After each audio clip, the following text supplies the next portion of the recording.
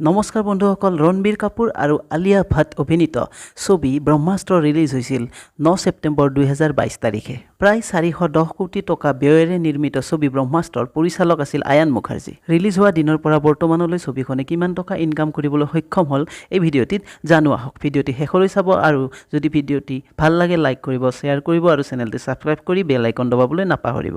বন্ধুসকল, ব্ৰহ্মাস্ত্ৰ ছবিখনত বহুতো নামী দামী অভিনেতা অভিনেত্ৰীয়ে অভিনয় কৰিছে। ৰণবীৰ কাপুৰ, আলিয়া ভাট, অমিতাভ বচ্চন, সাউথ ছুপাৰষ্টাৰ নাগাৰ্জুন আৰু শ্বাহৰুখ খান ইত্যাদিয়ে অভিনয় কৰা ব্ৰহ্মাস্ত্ৰ ছবিখনে বৰ্তমানলৈ 150 কোটিৰ ওপৰলৈ ইনকাম কৰা বুলি জানিব পৰা গৈছে। এতিয়া আমি জানিলেও আহক ছবিখনে 9 ছেপ্টেম্বৰৰ পৰা কোনটো দিনত কিমান টকা ইনকাম কৰিলে।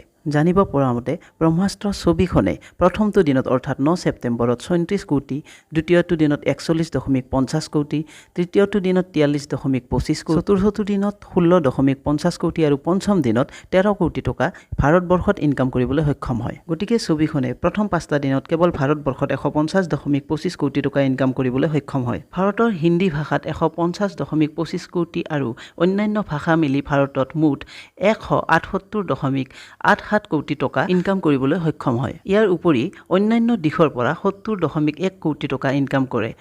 লগতে ৱৰ্ল্ড ৱাইড হিচাপে যদি চাবলৈ যাওঁ তেতিয়াহ'লে 248.97 কোটি টকা বৰ্তমানলৈ ছবিখনে মুঠতে ইনকাম কৰে। কিন্তু ইয়াৰ মাজতে ছবিখনৰ বাবে এটা দুঃসংবাদ আহি পৰিছে।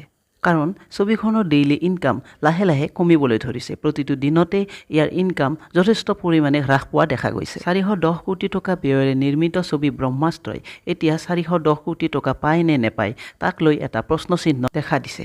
বন্ধুসকল, আজিৰ ভিডিঅ'টিত এইখিনিয়ে। ভিডিঅ'টি শেষলৈ চোৱাৰ বাবে বহুত বহুত ধন্যবাদ।